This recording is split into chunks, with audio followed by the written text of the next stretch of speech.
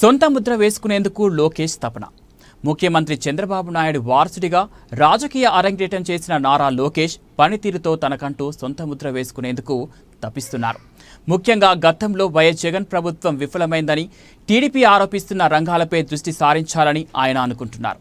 గతంలో YS Jagan button నొక్కి సంక్షేమ పథకాల లబ్ధిదారు ఖాతాలకు నేరుగా డబ్బు జమ చేయడం తప్ప రాష్ట్ర ఆదాయాన్ని పెంచేందుకు పరిశ్రమలను తీసుకురాలేదని సీఎం చంద్రబాబు, మంత్రి లోకేష్ అనేక సందర్భాల్లో విమర్శించిన సంగతి తెలిసిందే.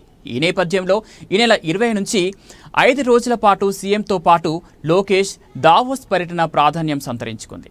దావోస్కు పక్కా ప్లానింగ్తో లోకేష్ వెళ్తున్నట్లు ఆయన పీఆర్ఓ టీం వెల్లడించింది.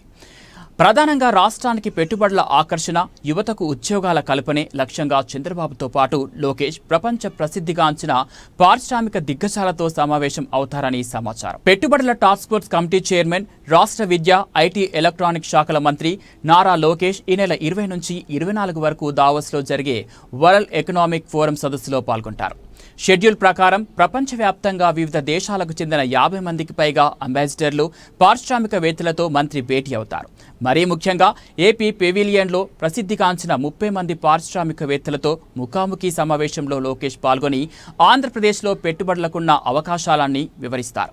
అలాగే విద్యారంగ గవర్నర్ల సమావేశం, పర్యావరణం వ్యవస్థ నిర్మాణం, ఆర్టిఫిషియల్ ఇంటెలిజెన్స్ ప్రభావం, జెండర్ పారిటీ స్ప్రింట్ ఛాంపియన్స్ అంశాలపై సంబంధిత ప్రముఖులతో లోకేష్ చర్చిస్తారు.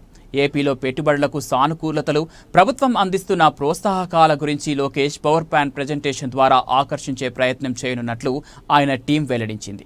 మరీ ముఖ్యంగా లోకేష్ ఎంతో ప్రతిష్టాత్మకంగా తీసుకున్న 5 రోజుల దావోస్ పర్యటనపై ఏపీ ఆసక్తిగా గమనిస్తోంది. దిగ్గజ పారిశ్రామికవేత్తలతో భేటీ అయ్యే అవకాశాన్ని లోకేష్ ఏమాత్రం సద్వినియోగం చేసుకుంటారో చూడాలి మరి.